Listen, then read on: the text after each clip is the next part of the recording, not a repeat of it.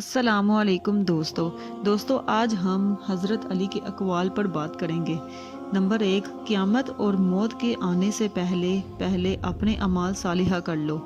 Number 2, हज़रत अली से पूछा गया कि कैसे पता चलेगा कि कौन ज़्यादा कीमती है। फरमाया, जिसमें ज़्यादा एहसास होगा उतना ही कीमती होगा।